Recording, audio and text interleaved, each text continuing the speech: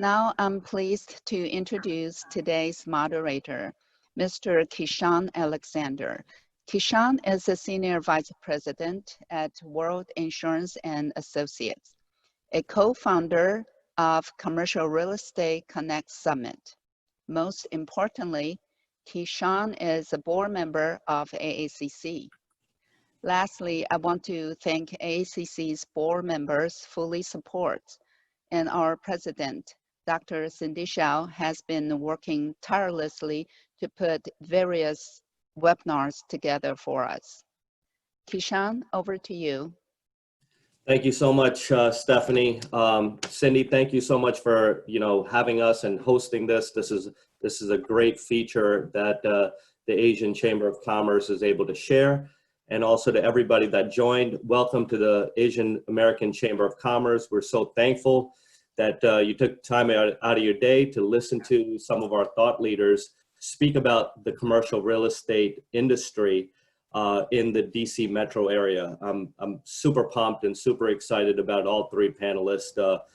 We had a little bit of a session yesterday to just go through some of what we're going to be speaking about. So I'm really excited for them to share their knowledge in this space.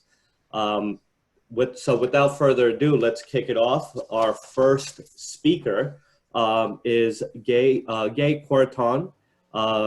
Gay is the Senior Economist and Director of Housing and Commercial Research at Research Group of the National Association of Realtors, a trade association of 1.4 million members. So without further ado, Gay, please, we're looking forward to hearing this presentation. Take it away. Okay, thank you so much, Kishan, and thank you first of all to Cindy for extending the invitation to me, and happy to be here with all of you this morning. So let me share my presentation. I will be speaking today about macroeconomic trends and its impact on the real estate market, and I will be focusing on the US market.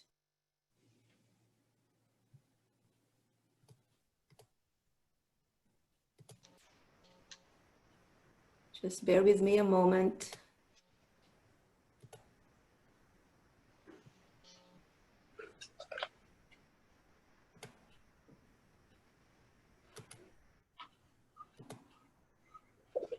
Okay. Does everyone see that now? So, yes. Okay, thank you. So, so as I mentioned, I will be talking about broad macroeconomic trends and how these economic trends have been impacting on the residential and the commercial real estate market. So first off, let's start with what's happening in the economy. In a sense, it's really good news coming from where we were in March of this year when the pandemic surged and we had the economic lockdown and lots of business closures. So we see that in and I can't I see some slides on the side. We see that in May jobs picked up 2.5 million net new payroll jobs in May.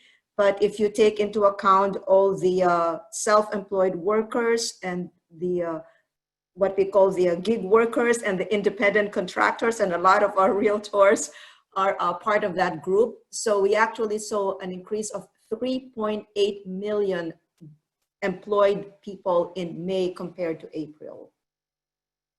Now, in the case of DC, job growth has not picked up as it did in the US. Jobs declined by about 9%, not as much as in the US of about 13%. But you can see that in May, jobs have started returning in the US, but in the DC market, we have not seen that recovery yet. And I think part of that is because of the decline in employment in the government sector in the DC area. So just one other indicator here too. So we often hear that there have been 4 million people who have claimed unemployment insurance. Yes, 4 million have claimed unemployment insurance since about February of this year, but some of those have returned to work. So if you look at the number of people or unemployed workers who are receiving unemployment insurance benefits, that is down from about 25 million in May to just about 20.5 million in June 13. So again, another indicator that about 4 million have returned to work. But of course, this is still a huge number. It's about 10 times than what we had in the pre-COVID period. So still a long way to go for the economy to recover back to where it was, but the economy is recovering. And part of the reason for that job recovery is the Paycheck Protection Program. You can see here the numbers or the percent share of small businesses that have applied and that are receiving loans under the Paycheck Protection Program. And in DC, about 2/3 of small businesses are receiving loans under the Paycheck Protection Program. And as you know, if you filed for a PPP, you're supposed to keep your employees. So that has helped retain jobs and maybe even get back those jobs, because if you laid off workers, you had some time to rehire them again and still benefit from the PPP program. So where are the jobs growing? A lot of the jobs that were lost were in leisure and hospitality. No surprise, because of the closure of restaurants and bars and personal services. And I myself personally know that, we have a lot of Asians who have their own businesses, their own barber shops and hair. A lot of them, have, as I said, they're personal businesses. They're they're in hair. They're in they're doctors. They're everywhere. Asians are very good at Asians are entrepreneurs, and they're very good at that. So a lot of those jobs are in there. So, but we did see some recovery already in May, and we've also seen a recovery in education and health, as well as professional services. The only sectors that have not recovered are your financial activities. Information, and then mining and logging. And also transportation and warehousing. But most jobs have recovered. And as you can see, there also government jobs have not recovered. And so that is one reason why the DC job growth has not picked up yet in May compared to the US pickup in growth. Concerning the professional and business jobs, we had 127,000 nationally. So half of those were in services to buildings and dwellings. So with offices opening up, you had to have, clean up. So this would mostly be those people. And so this is just an indicator that, yes, offices are starting to reopen. And in the future, that is probably where most of the office expenses will come from. Just more deep cleaning, of the office spaces, and making sure also that social distancing is being practiced in those areas, like, elevators are being cleaned, hallways are being cleaned, bathrooms are being cleaned. But across most office sectors, we have a recovery of job growth. But you can also see there at the bottom that, for example, travel arrangement and services, those are still down. Computer systems design, those are still down. And I was a bit surprised with this. I thought that tech jobs would recover because we're in an age of Zoom webinars, right? But a lot of businesses now are also just driven by technology, like, for example, your travel agencies. So that has also impacted those services. And regarding the retail jobs that have come back, retail had about 400,000 job gains in May versus January, so that's good. But most of those are coming from a few sectors, which are your general merchandise stores, your warehouse clubs and super centers. So that would be your Costco and your Walmart. And then also your jobs are up in building materials and garden supply. Those will be your Lowe's and your Home Depots. but non-store retailers are down, gasoline stations, health and personal care stores, sporting and hobby goods, all those traditional brick and mortar stores, so they are still really suffering.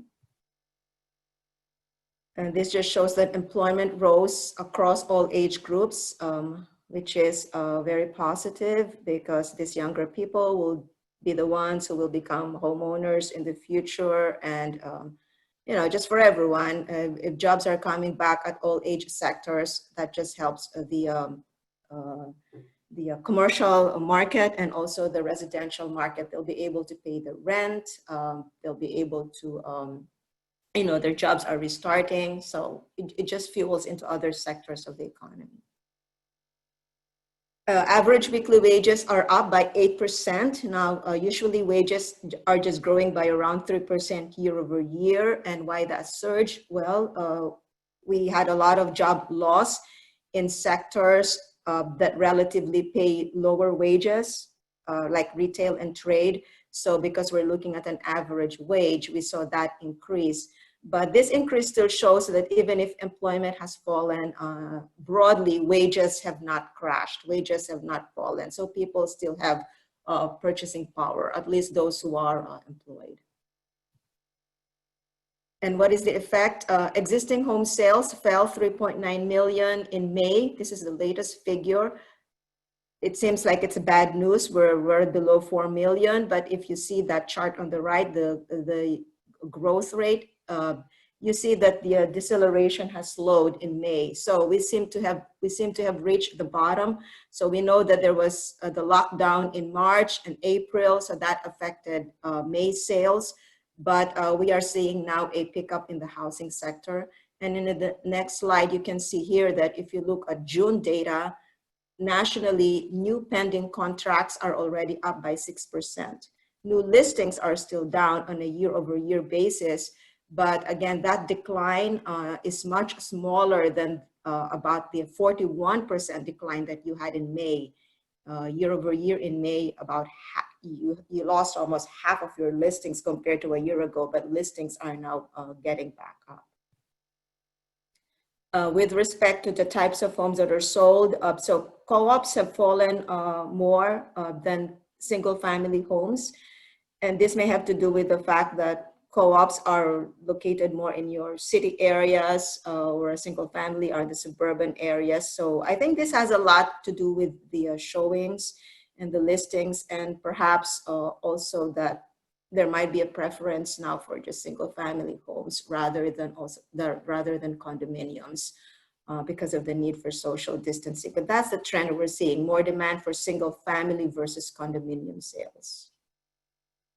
Now, a little bit more on the commercial now. Let's go to the commercial. So this is data that we got from our survey of commercial realtors way back in April, reflecting 2020 Q1 figures. And you can see here that even in the Q1 figures, you could already see the impact of the coronavirus pandemic related shutdowns on vacancy rates. So office vacancy rates increased from 9% to 11%.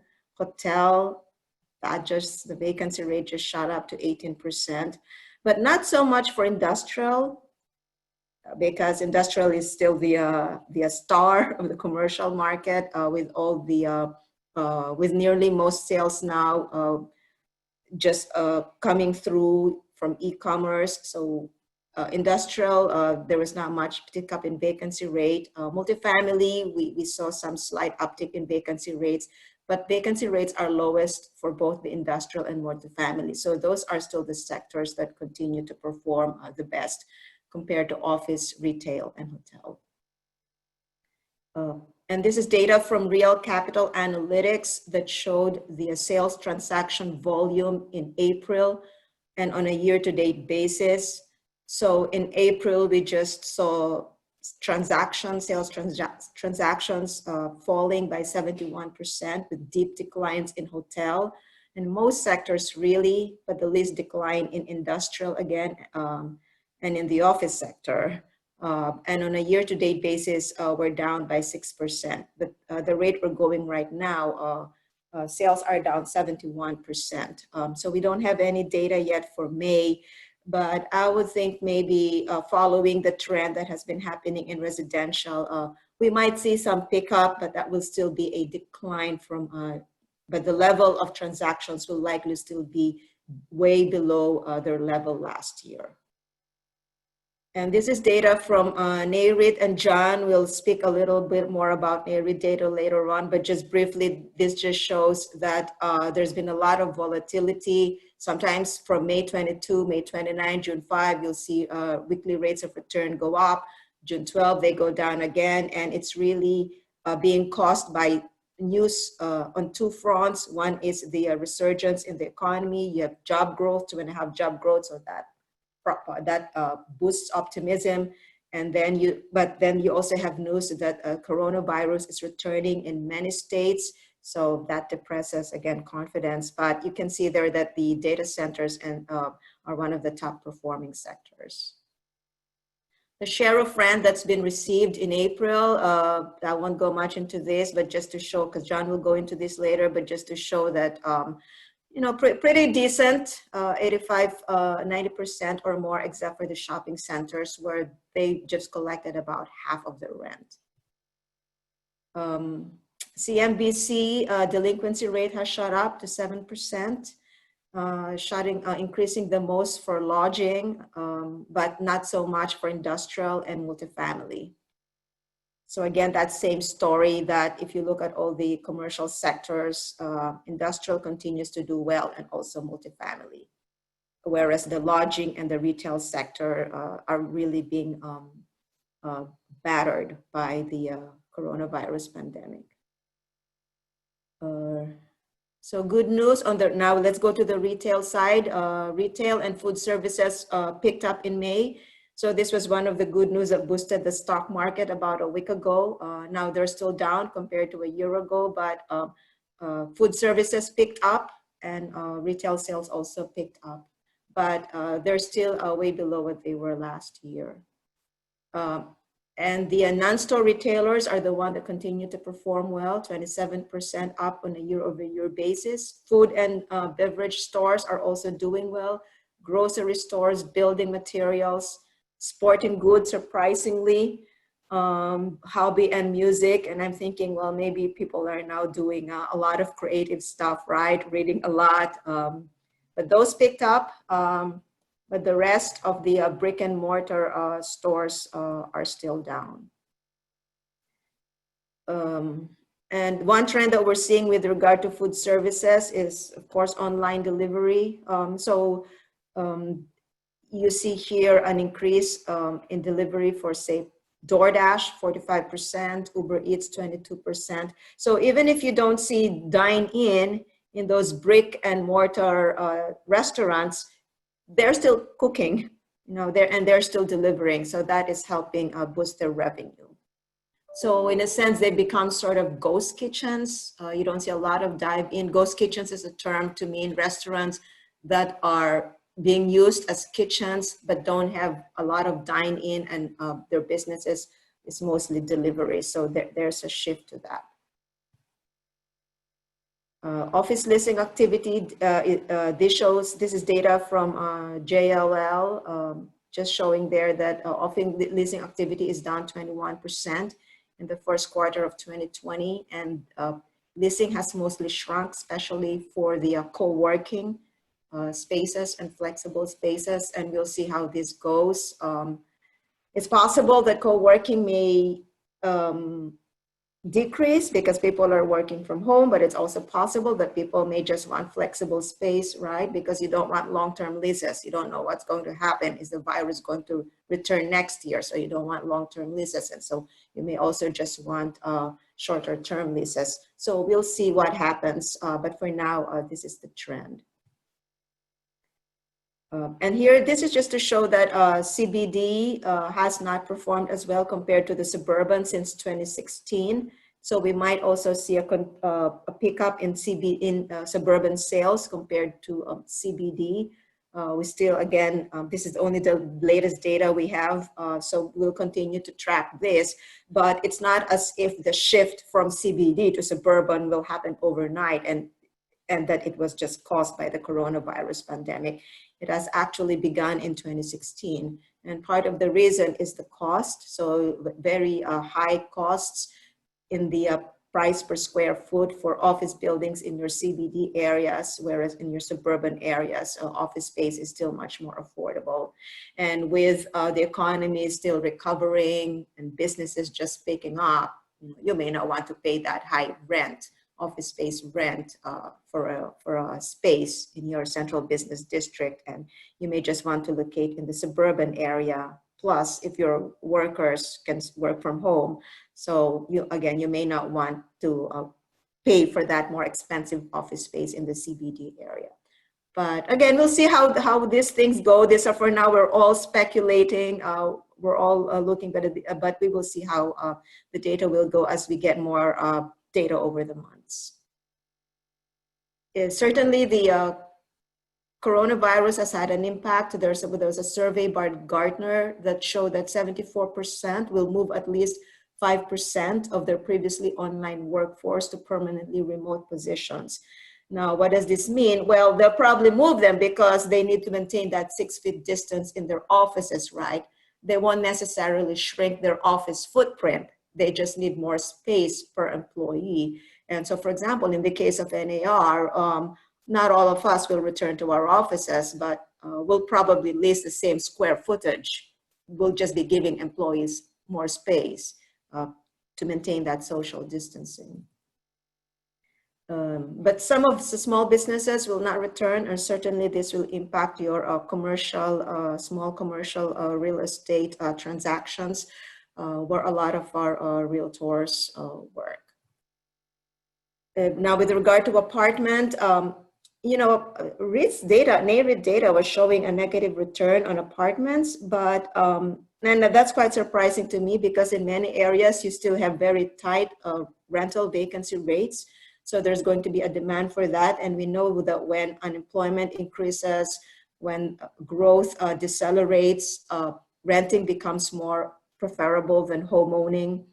So I was a bit surprised that NAREIT data was showing negative rates of decline for apartment.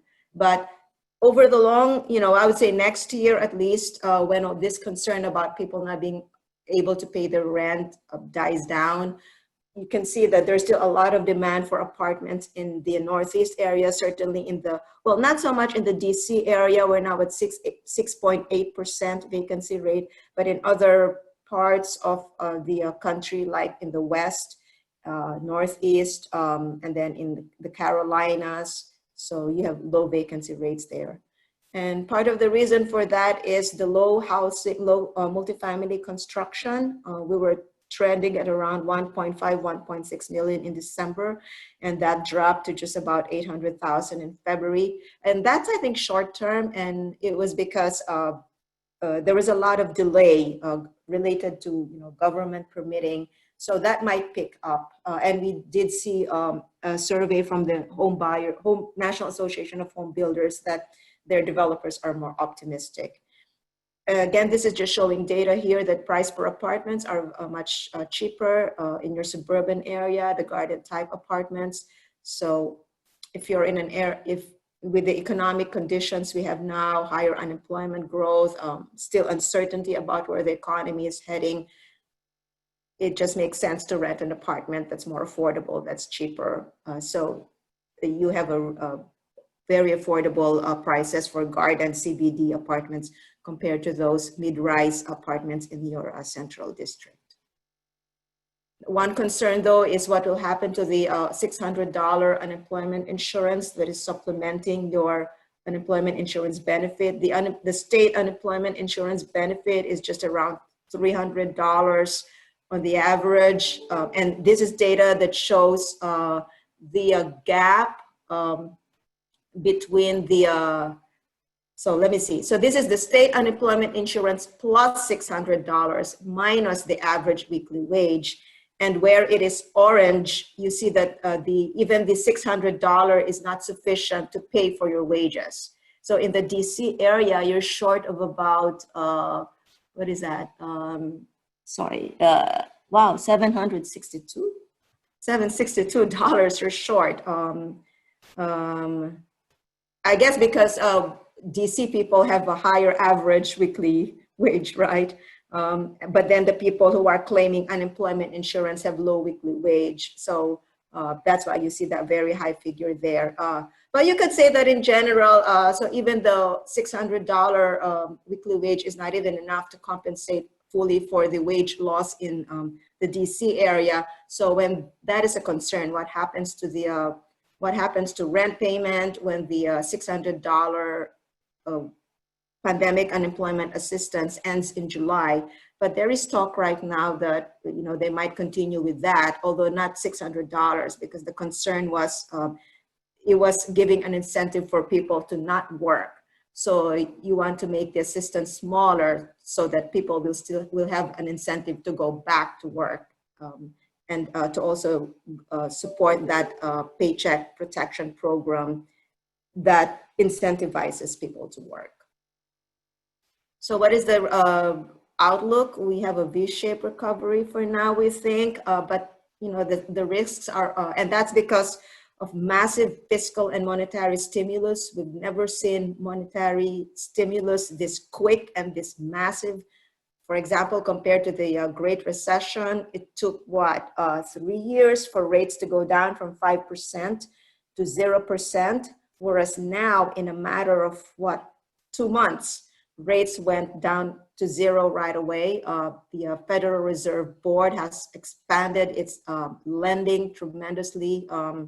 I think, what is that, an additional $3 trillion in support. And it was really supporting all the programs of the government, right? The Paycheck Protection Program, the Pandemic Unemployment Assistance. So who's funding that? The Federal Reserve.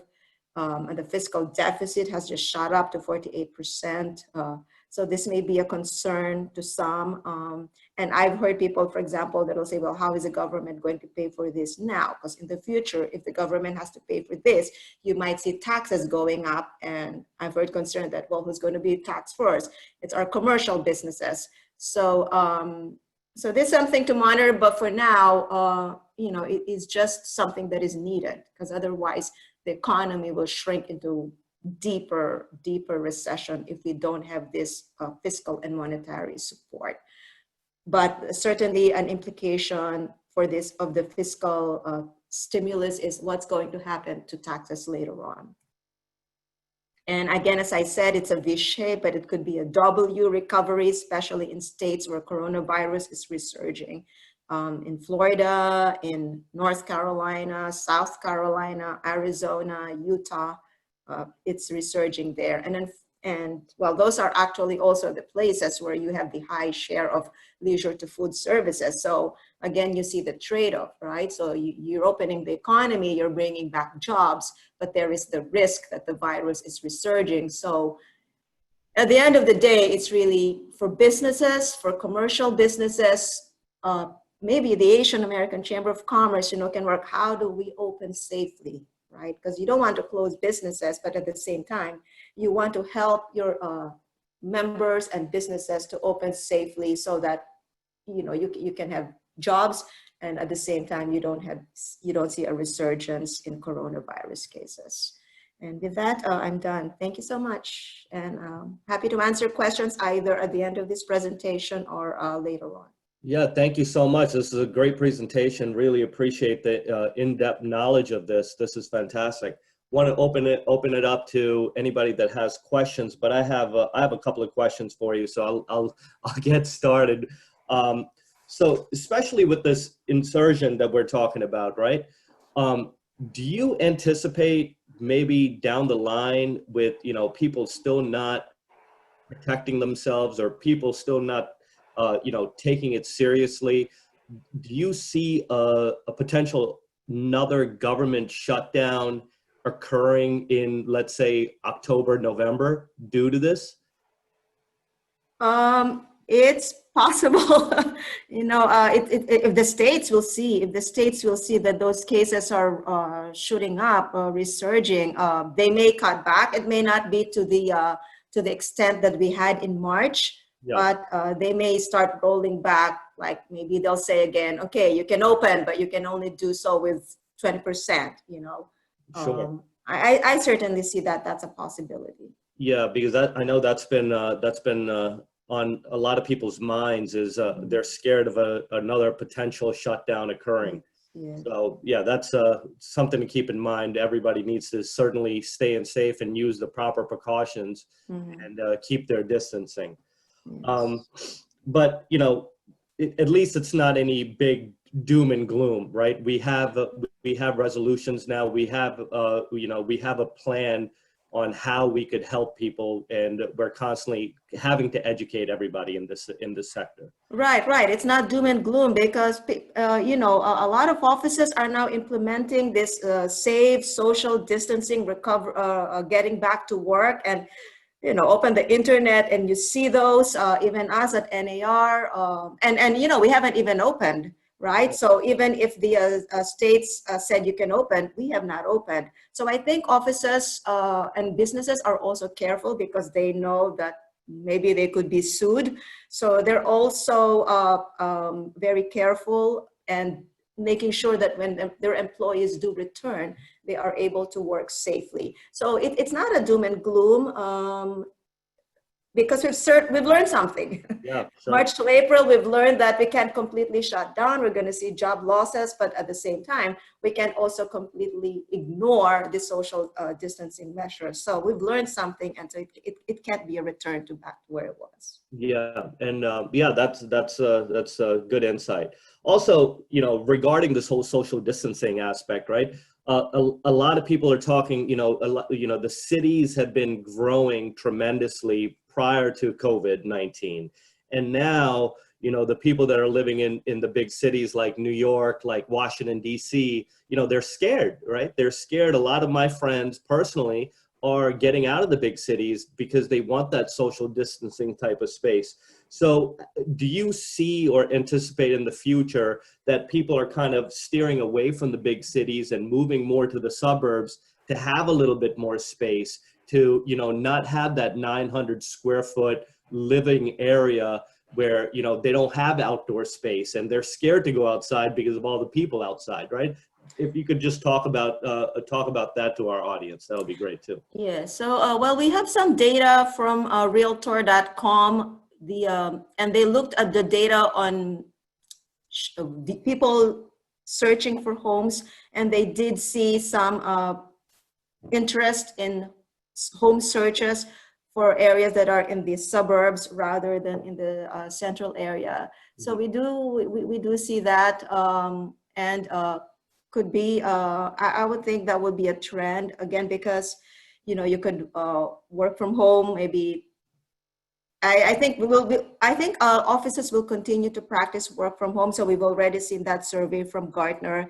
Plus the fact that given the office footprint now, right, you can't pack the same people in. So you'll see some staggering so that people are able to return safely in their offices. So you'll see that staggering. And if I'm just commuting or working, say, in the DC area, so I work in the DC area, and I already live in the suburb, but if I'm just commuting, say, twice a week, you know, I'd be happy to commute for what, an hour, 30 minutes, and then still buy my place in the suburb. And as I said, so yeah, so social working from home helps, and then we know you've got a bigger space, and also who are buying, it's the millennials who are buying, and they've already delayed their purchases, and when they buy a home, you know, they'll probably already start to want to buy a home already in the suburb. Yeah, I agree. As far as investors are concerned, we talk about investors, right? You know, what sector do you think we should or investors should really look in? Is it multifamily? Is it industrial? Is it you know, retail? You know, everybody's looking for fire sales, right? Yes. Everybody's looking for fire sales. Everybody's looking for you know, how they could make a quick buck with the way the economy is right now. So if you could talk about that and give us some of your expert opinions on that. Yeah, to me, I think multifamily, especially the garden style, and then if you've got the old, you know, the BC type of multifamily, and then because if you have people who want to live in the CBD area and they want you know, Class A type, So you might have to do a lot of those upgrades for the BC type apartments in the suburban area. So I think that's really a good area to invest. And warehouse, of course, data centers. But if you're, I mean, talking just about the DC area, right? So certainly it will be the multifamily business. Got it. Got it.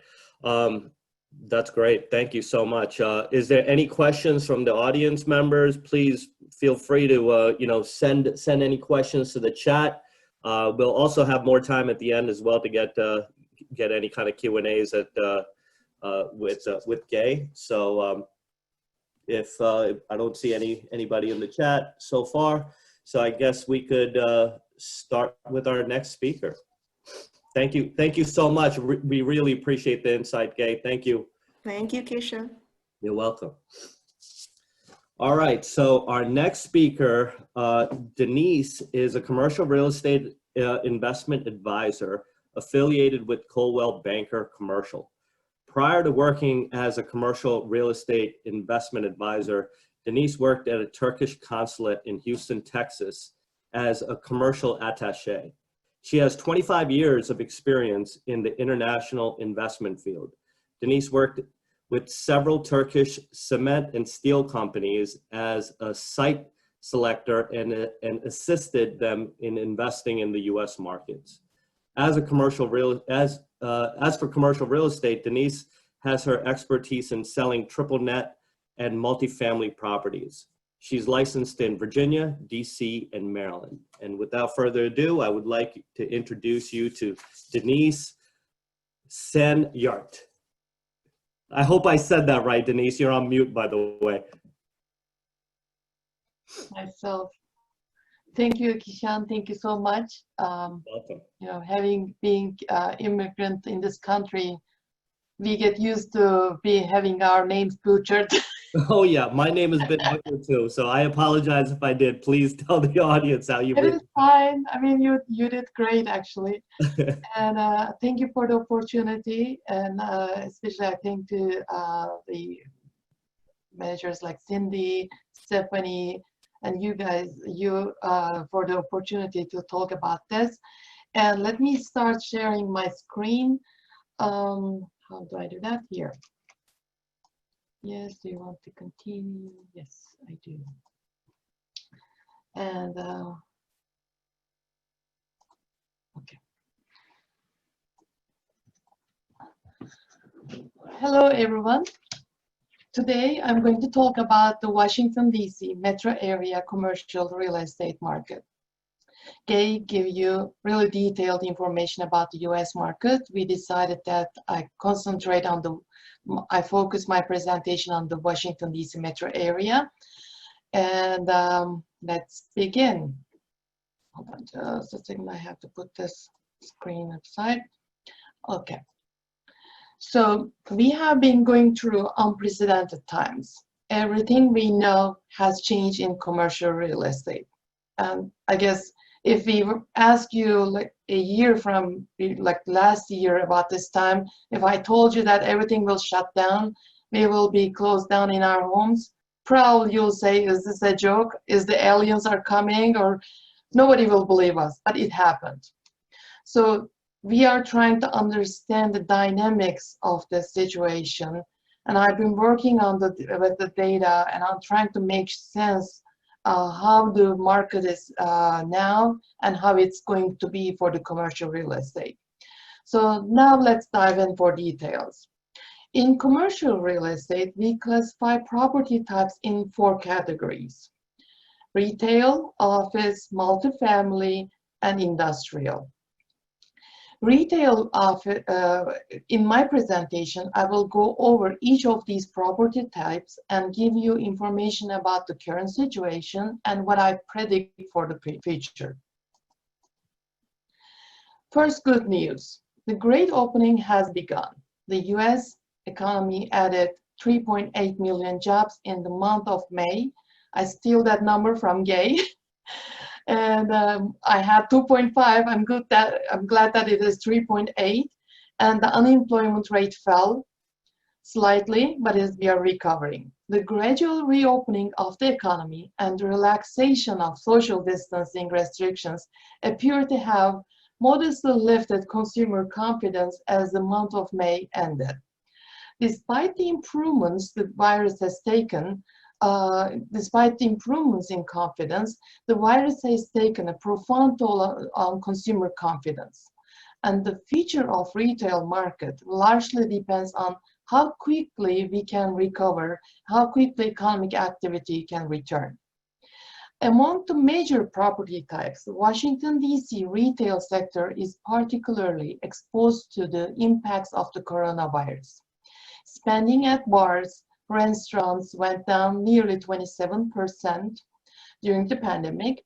By contrast, spending at grocery stores jumped by more than 25% during the pandemic.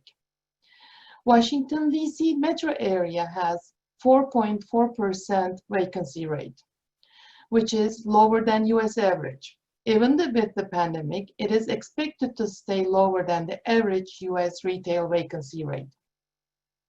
Washingtonians want three things from retail space. First, food and eating places. Second, grocery stores. And the third is health and fitness clubs. Except the grocery stores, food and eating places, bars, health and fitness clubs hit badly during the pandemic. New guidelines regarding the required distance between clients will have a large impact on restaurant seating area sizes. Especially small-sized restaurants will have to come up with creative solutions to cater their clients, as meeting the size requirements will be very costly. That 6 feet distance requirement is really challenging for the small restaurants. The other concerns are the job losses and increase in the number of people working from their home, which will have negative impact on the restaurant demand for restaurant food services. That said, we can expect that the landlords might shy away from one sort of the restaurants, the tenants as restaurants, hair salon, and nail salons. Due to stay-at-home orders, landlords and tenants are debating over rent payments. If this virus not contained and social distancing practice does not stop, we can expect bankruptcies, which will lead to higher vacancies in those shopping centers. Especially the shopping centers that are highly leveraged, I mean they borrow a lot of money, might suffer from this situation deeply. If that happens, we might see those shopping centers to change hands at lower prices. The other factor that used to help to boost Washington, D.C. retail market prices was the funds from foreign investors. However, we have already seen decline in foreign investments last year, and due to travel restrictions and due to this pandemic, foreign investment numbers we are expecting to go further down. That will also have a negative impact on the prices of those retail centers. Weakening retail absorption and occupancies also slowed down, and slowed rent increases, even caused negative growth last year. In fact, CoStar says that, which is a tool we use as a commercial salesperson, rent growth dropped from 2.9% to 1.4% this last year. As for the investment, if we compare the last 6 months retail property sales in Washington, D.C. metro area with the same term of last year, we see that the sales volume dropped from $402 million to $223 million. Average sales prices also dropped from $300 per square feet to $281 per square feet. Average cap rate still stayed the same at 6.4%. In summary, so grocery stores are still important. They might increase the space requirements due to 6 feet apart requirement, and also increase in the e-commerce will require them to store more produce or products in their spaces. So they might take up those vacant spaces to store some of those produce. As you know, like Whole Foods, you order something, it comes next day. It is stored in the local stores actually. Restaurants might suffer from because of the 6 feet apart requirement that will make it expensive. Catering will increase. Like Gay mentioned, ghost kitchens are the new concept. People putting together industrial spaces for cooking, and then they basically, they don't accept clients, they sell the food to like online consumers. Small space needs will increase as restaurant owners will use it to cook and cater. Job losses and working from home will shrink the restaurant market. Landlords will push for shorter-term lease due to repurposing and redevelopment of retail sites. Every time I call a landlord to inquire about a vacant space, they don't, usually I see that they don't give you longer terms. They want to keep you in 5-year term because probably they're thinking of repurposing those retail spaces. In real estate, we always say highest best use. So they are looking for the better uses for those vacant retail spaces now. We will see an increase in retail, so I talked about that. Dispute over rent payments, bankruptcies might lead to increase in vacancies. The shopping centers, highly leveraged, might suffer. High vacancies might lead to lower prices and higher cap rates. High vacancies also expected to lead to drop in asking rents. The office market of Washington, D.C. metro area has already been suffering from higher, let's talk about the office market. The office market of Washington, D.C. metro area has already been suffering from higher vacancy before the COVID-19. With the coronavirus pandemic, the negative absorption is expected to push the office space vacancy to 15%. It is already 13.1%. We believe that it will take a few years before the office demand pick back up the pre-COVID level. With its more than 1 million square feet lease space, WeWork seems to be the most exposed tenant in Washington, D.C. metro area. Depending on how the market reacts, co-working space companies might benefit or suffer from COVID-19 pandemic, while higher levels of hygiene standards, larger space requirements between individuals, increase the cost of maintenance. The companies downsizing due to COVID-19 might choose to use co-working spaces instead of using full-scale offices. With COVID-19 pandemic, we are also pushed into working from our homes virtually. Most of us realize that is actually working. The number of people working from home will continue to increase. Office space absorption is directly connected with the employment levels. So with the high level of unemployment we are observing now, we can assume that vacancy rates will increase as well. This will have direct impact on the asking rent, and actually CoStar already shows that the asking rent growth for office space is 0.7%. I personally expect more than this in the coming, less than this in the coming year. Companies were already reducing their space requirement before COVID-19. COVID-19 will accelerate this trend. Given the uncertainty in markets, we expect to see shorter-term lease. Landlords will try to get the tenants in, and they will be willing to accept the terms that was not acceptable before. As for the investment in office building, if we compare the last 6 months office type of property sales within with the same term of the last year, we see that the sales volume increased from 3.1 billion to 3.6 billion. Average cap rate also increased to 7.7%. That means even if we are selling more, the cap rates are, the prices are actually going down in general. The impacts of the coronavirus haven't trickled into the office sector quite yet. In fact, Microsoft's latest announcement of expansion at Reston's Town Center, there are signs of positive momentum. It shows some positivity, but the longer this pandemic continues, the more impactful it will be on both current office fundamentals and future office performance.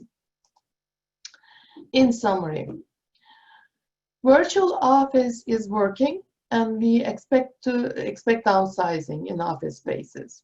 Shared offices might benefit from this, depending on how they handle those hygiene requirements and space requirements.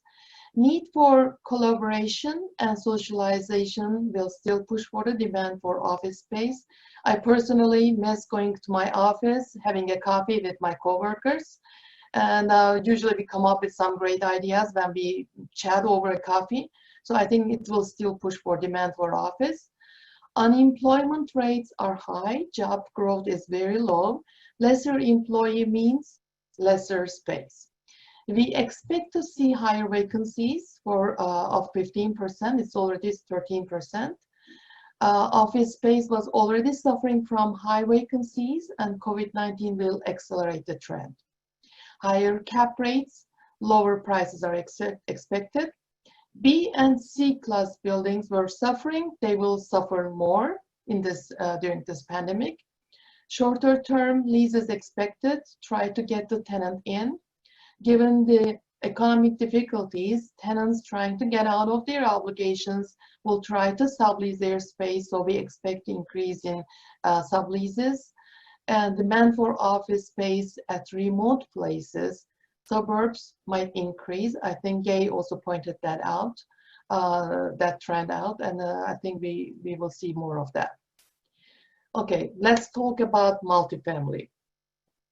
Washington was emerging as one of the strongest apartment markets in the country before the COVID-19.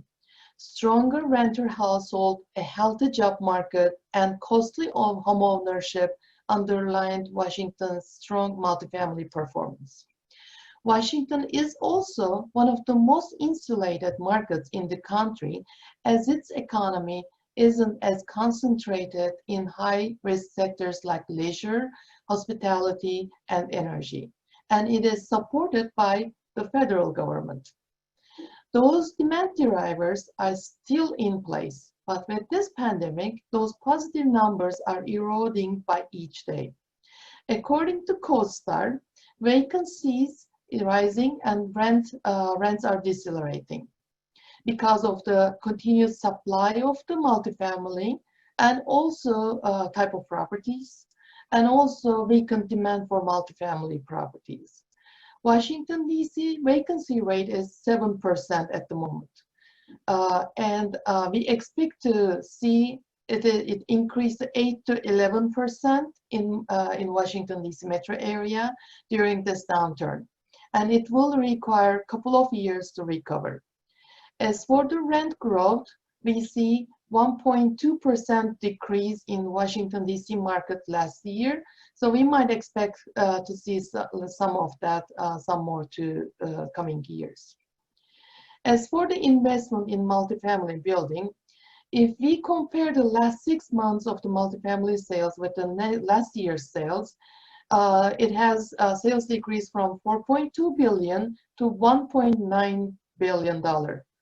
Average cap rate is decreased by 5.6%.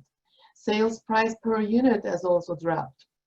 So the market is still unstable, and we cannot see, the actual numbers. We have to wait and see what's going to happen in the future days, in the coming days.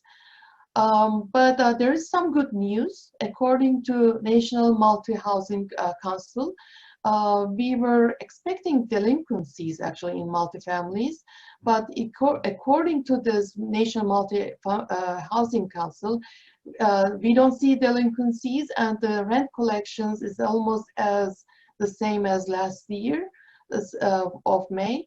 It's only 1.5% down. So we expect, we expect to see recover in multifamily quickly in Washington D.C. real estate. In real estate market. These numbers I show it's for the U.S. general. I couldn't find anything for the Washington D.C. market, but I expect that reflects on the Washington D.C. as well. So in summary, on negative note, we expect to see increase in vacancies up to 8 to 11% due to job losses. Foreign students, we have a lot of foreign students in Washington, D.C. They're having tough time due to travel restrictions. Foreign visitors also declined. Also, increase in unemployment will lead to house sharing. Children might return to their parents' house. Scary. You don't want them at home. Also, increase in unemployment will lead to house sharing. Children might return to their parents' house, as I said, and a considerable decrease in deals due to uncertainty in financing and economic conditions. Luxury market will be hit the most. Financing difficulty, underwriters having difficulty to price out the risk. I talked to Stephanie a couple of times, and she shares actually I interviewed her about this. I understand that underwriters having difficult time because pricing the risk because they don't have a price data for this kind of pandemic. So we will see how it evolves. On the positive side, not much change in rental rates if the market recovers quickly. As long as we have federal government health and defense contracts are funded, we might be okay. We see little to no change on the no sign of delinquencies, which is great. And rent cap rates might decrease, prices will increase, and the downsizing might lead to increase in demand for apartments.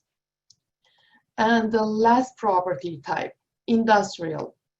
Prior to the pandemic, the availability of industrial space in Washington, D.C. metro area witnessed some tightening, especially in Northern Virginia, with much of the investments focused on life science, cloud computing companies, commercial investors concentrated on acquiring data centers and R&D assets were causing 2019 to outpace previous years in sales volume.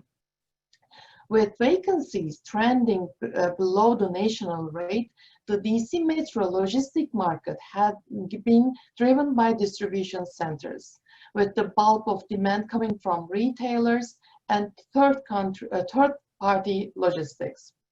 These companies' main objective is to be near major population centers within the metro and in brick-and-mortar locations.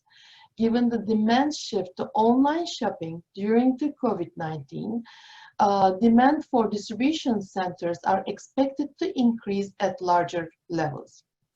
The other industrial space consumers in metro area are the tech companies with the demand for data centers. Data centers in Loudoun County might now lose like 70% of the world internet traffic. With people confined at their homes like us, we expect to see considerable increase in demands data centers. I don't know how much data we are using, but we are using a lot now compared to before COVID-19. So consequently, demand for industrial space for data centers will increase as well. With the expected new deliveries in 2020, industrial space rents are expected to change considerably, not to change considerably in general. However, for the flex spaces, we expect to see some decline because of the bankruptcies in small businesses.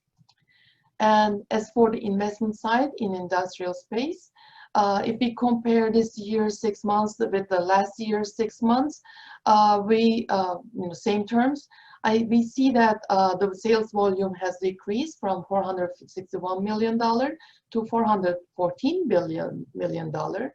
Cap rate also decreased 6.6%. The discrepancy between the sales price also increased, like before it was 1.8, now it's 9.4. That means the expectations between the buyers and sellers are different, and the market instability making it difficult to broker a deal between buyers and sellers in this market. So in summary, demand for industrial space will continue to increase. Increase in online shopping will increase the demand for storage. Logistics space, we might use some of the extra space, extra retail space as storage, and repurpose the retail spaces for logistics. That might increase some supply of retail space. Demand for flex space might drop. Due to small business will drop because of the small business will suffer from COVID-19. There will be some bankruptcies. Rent will stay stable. Sales prices continue to increase for industrial space. So, summary of my presentation. If I summarize it, I listened several podcasts and a lot of presenters about this topic during this last couple of months. Almost everybody agrees on this. We will expect to see acceleration of pre-existing trends. What that means is that what we see before we will continue to see more of it. Like if the ones were already healthy will become healthier. The ones suffering will suffer more. In other words, like retail, office space, they were already suffering. We will see them suffer more in this market. The ones like industrial space and multifamily were doing fine. They will do better in this market situation. Out of all property types, industrial and multifamily seems to be the potential winners. Retail and office and hospitality seems to be the potential losers. Winner property subtypes will be self-storage, manufactured homes, grocery, and anchored malls. So if you're looking for a space, go in retail, I suggest go look for a grocery anchored malls because they're doing just fine. Financing is getting tight. This is as good as it gets in terms of financing. Underwriters having tough time to price the risk. This is buyer's market, but just don't sit and wait, because when you are waiting, you might miss the opportunity to purchase, the opportunity to find this great deal. And with this note, thank you so much for listening my presentation. I'm ready to accept your questions. Thanks, Denise. This is a great presentation. There are actually a bunch of questions that I have, and there's a few questions in the chat as well. But since we're running short of time, I'm going to get all the questions at the end. So yeah. I would like to quickly move on to John Lin for his presentation before the end.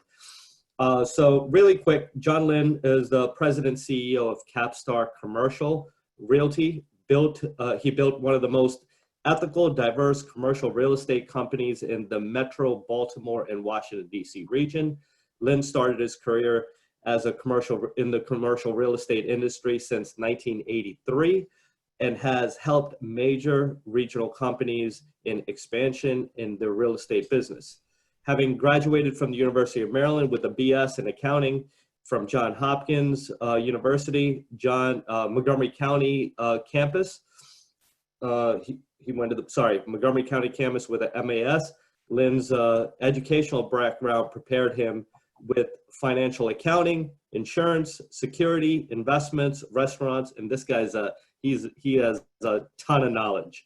and he's well-versed, obviously, in the real estate space and business acquisitions. Without further ado, I would love to introduce to you my friend, John Lin. You're on mute. You're on mute, John. Hi, everybody. Thank you for the opportunity to have me here to talk about the information I like to share. So I like to make this quick because it's tough to follow after Gay and Denise, and they gave you such a great presentation on the data analysis of the real estate market. So I will just make it quick. If we roll this page to, I think, keep going, and okay, we're gonna stop right here. So just give you a quick rundown of different classes of the commercial real estate, from industrial, apartment, office, healthcare, and retail. And these are the actual data. You can see that how much rent has been collected. So they give you some kind of indication whether this sector is performing well or not doing well. And with that said, I would like to make this almost like an investment seminar. Although we're not making any picks of the real estate and we're not taking any liabilities, but I'll run down different type of the classes and give you my opinion. How's that? Okay, so in my opinion, the office market has been on the decline since 2010, and it won't come back. So the office market is great for repurpose, or we call it conversion, to do something else, unless there's a Class A building right on the metro and in CBD, they're doing great. However, I have a reservation in the future because the social distancing, that's a game changer. And people may like to stay away from the CBD in the future. So think about that. And second sector is the retail. We all know that, you can see here that the freestanding retail only collecting about 70% of the rent, and most of the restaurants are closed and recently reopened. They cannot survive based on the 50% occupancy, not even 75%. So we're going to see that sector struggle for another 6 months or longer, depends on the pandemic situation. And student housing, senior housing, and hotel, they're kind of similar. And they're in serious trouble right now. So if you're into one of those projects, be careful. It may be a while before that industry come back. Now, I have to say that before the pandemic, senior housing, student housing are great. You can hardly buy any project. Hotel is the same.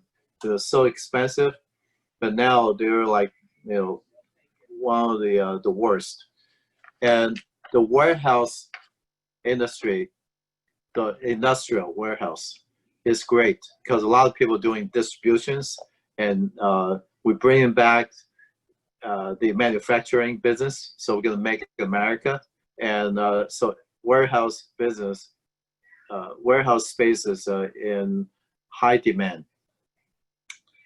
So is the storage and data center. Storage and data center are also, they're so hot, hard to find. And then again, I think the experts already talked about the multifamily apartments, but I want to further classify that into two different categories. So one is the high end, the luxury apartments, and one is the low end, the low income or the moderate income housing. The high income apartments are doing very well because they rented to people who have more steady job or better pay. So hardly get any defaults. But the low income and range, they still have some issues. So if you buy one of those, be careful. And triple net retails, as we can see, they're in trouble. And mixed use is doing great because they're lifted by the residential component.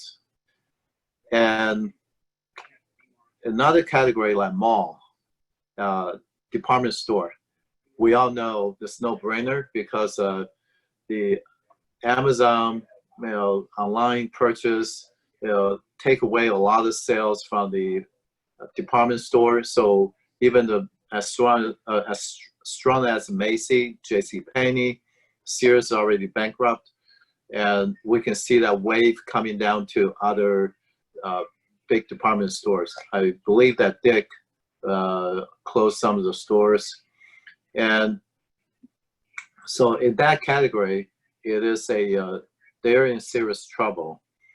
And however, I want to add my personal opinion is there are some unique retail or mixed use development, and they can be really good if they add some components of the culture or scenery, tour kind of purpose, and that can still be very good. And I also learned that a lot of young generation, and now they're looking into the suburban area instead of within the city. And so the suburban area now is experiencing a unusual high demand of the real estate trend, and people are looking to buy outside the city now. So I want to keep it very short because the previous speakers have already gave you a lot of great information. So I'm just here to do a catch up with you, and hopefully the information will help, and hopefully the Asian American Chamber of Commerce is a great resource for you. And also since I'm also serving in the AACC as a committee chair, I'd like to invite you to join the Asian Chamber of Commerce so we can learn from each other and also share our resources. Thank you very much, and Thank you, John. Open for questions. Thank you, John. Really appreciate it. Yes, if you, I'll piggyback off of what John just said. If you haven't joined the chamber, this is such a huge value in all of our businesses, especially to all the presenters. And this is where we could really showcase what we have done or what we're doing to help, and certainly the chamber has built bridges between the United States and abroad as far as business is concerned, and how easy it is to do business. So I definitely urge everybody that's listening, if you haven't joined, please, go ahead and join us, and you'll notice what a great group of individuals we all are. But let's definitely get on to the questions. So one of the questions to Denise, this is from Otis. Sorry, let me get to the question. So Denise, in questions in quantitative easing, would you get some insight on the Fed purchasing mortgage-backed securities, a tool employed during the Great Recession? What are the short and long-term effects of this, and what are your thoughts about the Fed's balance? Sorry, that was kind of hard to read for me. Thank you, Kishan. This is a loaded question. Maybe Stephanie actually will love to answer this, but I will give my perspective as a commercial real estate investment advisor. And, the home sales are the backbones of this economy. When we sell a home, each sale of a home or a commercial real estate, actually the homes maybe has more impact on that. we make impact on the, create impact on the economy. I mean, roofers come in, we fix the house, realtors make money out of it, everybody makes money out of a home sale. I mean, Fed made a great decision of deciding to purchase those mortgage-backed securities. This helps the market to stay, how do you say, the market running, so that we don't go bankrupt and the market doesn't crash. But of course, you have to think of it as a budget. Think of it like as a family. You are borrowing, you are spending more than you have, then at some point you will bankrupt. So I'm sure the government is thinking of that. This is now they are taking emergency precautions. I'm sure they are taking thinking of stopping that measure. But right now it is the right decision to do. But we need to see how long it's going to continue.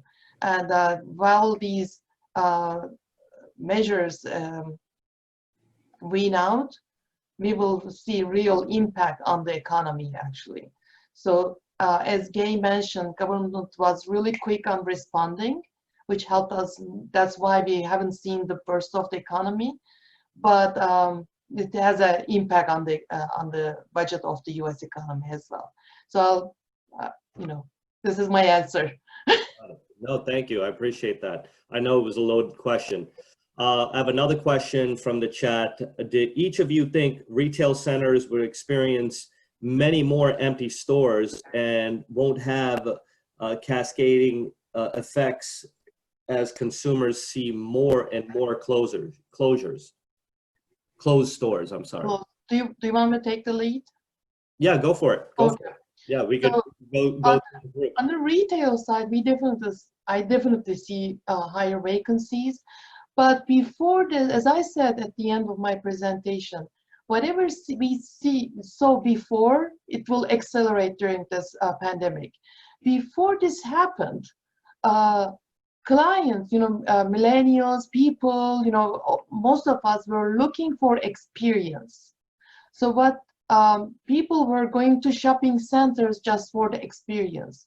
Like John mentioned, people will go to shopping centers who cater for the experience, not just selling some stuff. We go to shopping centers for the entertainment, for food. People spend more on food consumption, for the entertaining. So that trend will increase.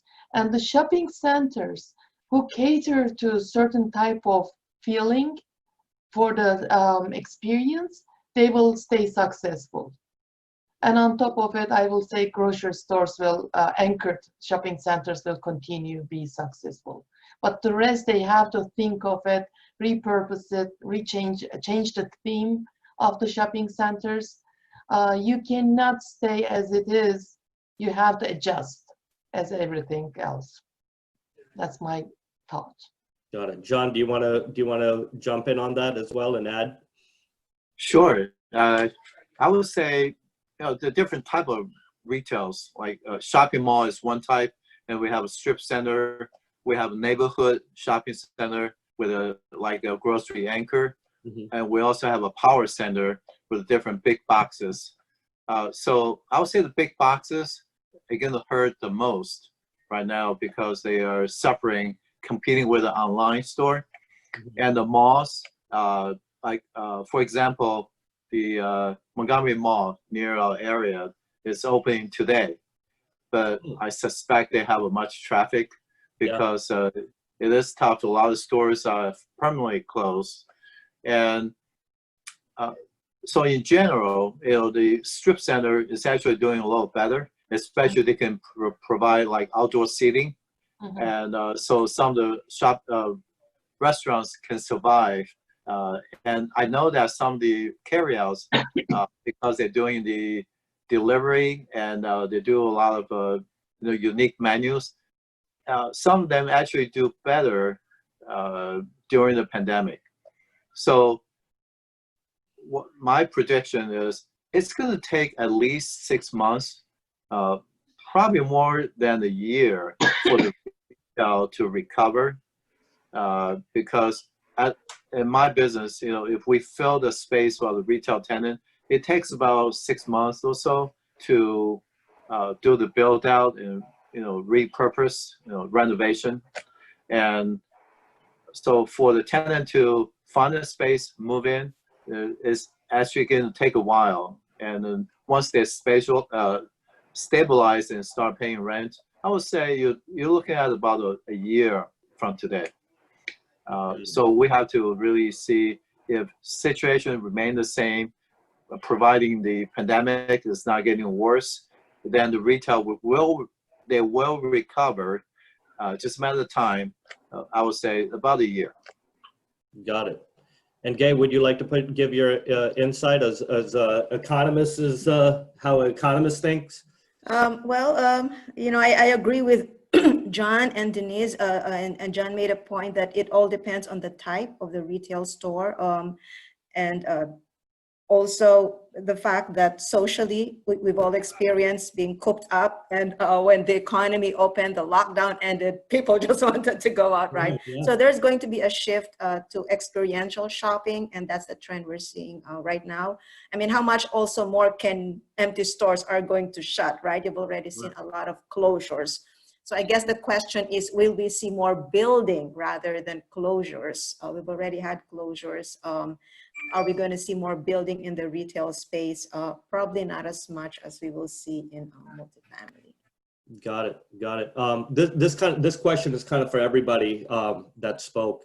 As far as hospitality is concerned, right? I mean, it's a crazy industry to be in right now.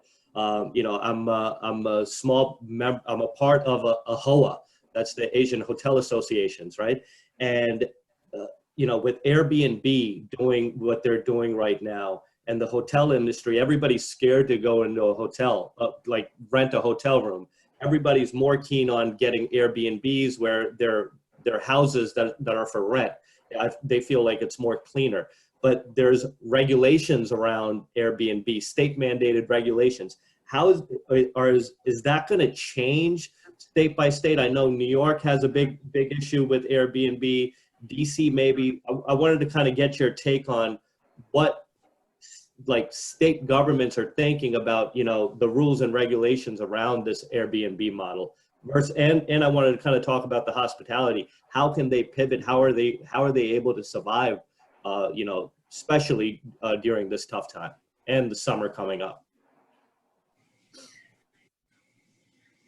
John, you could start since you're on the. Well, I think that the Airbnb business has been under a lot of regulations, and also it's hard to expand at this moment. So they're actually competing with the hotels. They're coming back very strong. So in my sense, this industry is just like the bike sharing, the Uber business, and they are going through a very long recovery process. And unless the travel industry and a normal business back to the normal level, they're gonna be down for a long time. I don't know what's the take of from other perspectives. So maybe I'll let Gay or Denise talk about it. Yeah, no, because they have to pay rent, right? They have to pay rent to the big banks. They have a mortgage. How do they pivot from that? It's a tough situation that they're in. Yeah, and it's surprising that most of these, especially Airbnbs, are small owners or businesses, and they don't have a lot of cash flow or reserve, so they may not be able to go through 6 months to a year. Yeah. Gay, do you want to take this question on and figure out from an economist's perspective as well, or?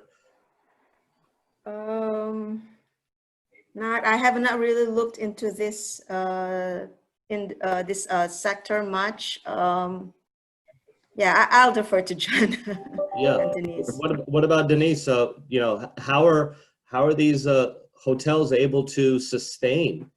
You know, especially when they have loans out to big banks. You're on mute, Denise. Sorry.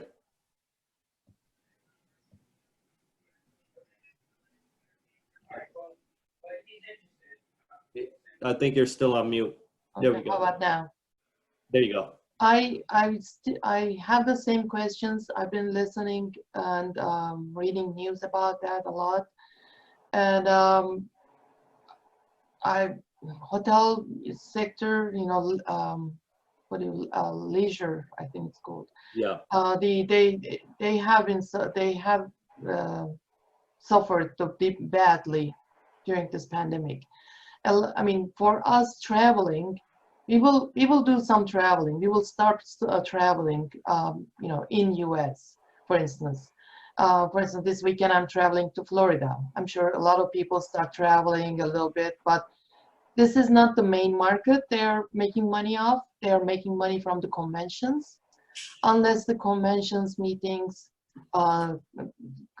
doesn't go back to normal as we had before, like in Las Vegas, those big conventions happening. If we don't go back to that, we will see a lot of bankruptcies. On the Airbnb, I was really surprised what you said about that, because I personally wouldn't trust someone clean that home. I prefer a company that you know, is trustworthy. You can sue them if something happens. Sure. I will prefer to go to hotel if I have to instead of an Airbnb. So Airbnbs having tough time, especially I heard some news about the New York. As you said, they are short on cash, and they are having difficult time to go through those times, because they purchased those properties with the assumption that they're going to make certain amount of money and pay that mortgage. Now that money is gone. So they're like, we will see a lot of them be on the market, and it will impact the real estate residential sale, and we will see more properties on the market. So this is like, everything is connected in real estate.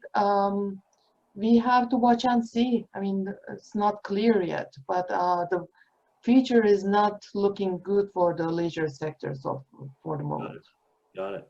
On a more positive standpoint, you know, where do you see, Denise, you know, where people should really focus their efforts as far as investment is concerned? You know, what are banks, big banks, you know, lending, and what are some of the rates? What, you know, if you could just kind of share kind of your knowledge as far as, you know, your clientele and what they're putting their money in would be a great help. In terms of lending, I mean, it depends on the, I mean, outright I would say industrial and multifamily, but it actually depends on, I'm sure, you know, John might also join me on this. I think it all depends on who is the tenant of that property, how creditworthy of that tenant, and what is the property and where is it located. In general, we can say multifamily or industrial, even sometimes retail might be good if it has a good tenant, good creditworthy tenant in it as an investment. So to understand what is a good investment, we have to work with the numbers and see what it is. In terms of lending, I talked to several lenders, and they also agree with me. If this is for owner use, you have to show if you have the experience in that business before. You have to support your plans to purchase, that you have this mindset of purchasing it and you have the funds to support that business. And if it is an investment property, they will look into, as I said, the tenants. Who is the tenant in that property? So there is no just one answer. If I have to say it, I'll say if I have money, probably I'll just go look for multifamily and industrials for the moment. But there are some other good investment alternatives as well We just need to go into deep detail, dig in deep. And plus, in this market right now, we have a shortage of good investment properties. So a lot of people holding it back because of the COVID-19. They are thinking that the price will not appear. We don't have a good price range base for us to evaluate the properties now. That's one of the problems, actually. Banks, for instance, I'm selling this property, but we can't base our pricing before the COVID-19. We have to base it to the numbers now, but we don't have the price data for that. So that's also another difficulty to price a property. So does that make sense? Yeah, no, that's a good answer. That's a good answer. And the last question is, you know, with as far as you guys are all, it seems like everybody's loving the multifamily sector, right? And the multifamily sector, even though they're selling at let's say a 92% occupancy rate, you know, the news that's been out is, you know, they're not able to pay rent, right? So even though it's a 92% occupancy rate, does that scare you? Because a lot of New York landlords are feeling this pinch, right? And I'm sure, you know, certain sectors, I talked to JBG Smith, they don't see a big hiccup in their multifamily space. I actually don't, the numbers doesn't suggest the delinquencies, like they're not able to pay the rent. That's not the correct. We were expecting that actually. Yeah, yeah, but that didn't happen. Got it. The recently Multifamily Association, National Multifamily Association, they announced the numbers. It turns out that the rent collections almost as the same as last year's same term. So only 1.5% down. Got it. So, do you think it's by class? Do you think the class A's are a little bit better than the class C's and B minuses? I think the luxury market will have tough time to fill in because especially in DC, there are some houses that are like small 2-bedroom apartment going for 3,000 for, no, actually I've seen 6,000 for one unit. It was crazy. So those properties will have tough time to fill in, and usually the consumers for those properties were the foreign clients. They were coming in, staying in those houses, or they were sending their kids to stay when they go to school. Now, because of the travel restrictions, if the schools does not open and stay online, we will have the impact of this on the market as well in the apartment buildings. Got it. Thank you. It's everything is really connected like a puzzle, and it's like shifting every day, and we are following the news to adjust ourselves now. Got So it. Kishan, I just want to add something on that. So if you look at the unemployment rate and those who got unemployed, a lot of them, as I said, are the retail trade workers, the hospitality workers. And so these are the ones with, you know, lower paying job relative to your white collar workers. And these tend to be the renters. Home ownership rate for this type of occupations is about just half. So in terms of just the type of apartment, so it probably would be the B and C who are getting hit more rather than the class A, you know. The class A apartments, it was just temporary that you were laid off, you know, because of the COVID-19. But as the economy opens up, the fundamental strength of the industry is still there. But it's really your workers in the retail trade or hospitality, maybe a little bit of the transportation that are being impacted. Yeah, I would definitely tend to agree with that. That's it's good. Thank you for that. Any other questions from? One more thing I would like to add. Yes, please. During the downturns, we always see increase in demand for manufactured homes. So even if a lot of people shy away from it, it might be a good investment alternative, because those people who lost their jobs, they will go downsize, go to manufactured homes. There will be demand for it. Got it. And the cost of that is what? What are some of the costs for that? So, you know, people listen. A fraction of the actual houses. It's very cheap, and and we don't have enough of the manufactured homes or affordable homes in this area. In Arlington, they were trying to build a new affordable home. There was a project. They stopped during the pandemic, but that's what we need now. That's what we need, affordable homes. Yeah.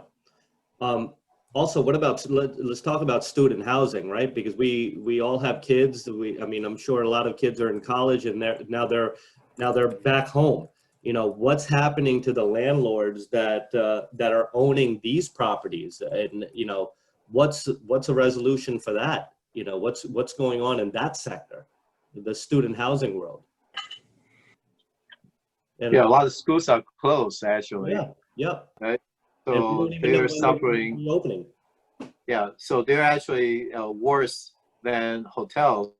Hotels, at least you get some travelers, and they have no opportunity for the student housing to recruit the renters. So unless they're back to normal, and you know, I don't know the owners of these student housing unless they're large fund. Otherwise, they may have a tough time to go through this maybe a year or two process. Got it. Wow. That's a long time to recover from. That's, you know, I have a lot of clients that's building student housing in Penn State and even, you know, in the Carolinas, and it's definitely has taken a toll on them. So. California already announced that they're not going to open theirs. I mean, they will do the school next year online. Yeah. And so if it happens in our market as well, those students will not be coming to stay in those student housings. Yeah, they're going to be staying at home with us while we're on. Oh my God, I want to kill. I mean, Can I lend my kid to you? Yeah, this is the reality. This is the new norm. So we'll all need to figure out how to adapt. Look, I am Turkish. In our culture, we have to have our kids live with us until they got married. Yeah. But still tough. It's still definitely tough. I like to jump in to say something that, you know, I know that Kishan is very low key. He doesn't want to sell you anything, but I do know that Kishan has a program from Penzio, and that provides the income guarantee. So for hotels or apartments or student housing type of products, if they need to have an income guarantee program to protect the investors, that is a great product, especially for this time. Thank you. I just want to mention that. Thank you for the plug, John. I appreciate it. I'll be more than happy to take any questions offline. I don't want to I don't want to take away from the three of you. I appreciate that. Thank you. We should chat on the sidelines. Definitely, definitely. This is great tool. I understand. Thank you. So in conclusion, thank you so much for listening in. Thank you so much for the three of your inputs. It's been a huge value, at least for me. I'm sure for everybody else listening in as well. Thank you to the Asian Chamber of Commerce, Cindy, Stephanie, for setting this up. We look forward to the next few as well, because I feel like this is our new norm, to see each other's faces and connect with one another. It's really good. And you know, if you haven't joined the chamber, again, by all means, please do. Let's support one another and build our businesses together. And you know, whatever I could do to support you, please, by all means, reach out. And that's what this is about. And thank you so much. Really appreciate it, everybody. And in conclusion, thank you. Have a great day, everyone. All right. Thank you. Thank you. Bye-bye. Bye. Thank you. Bye-bye.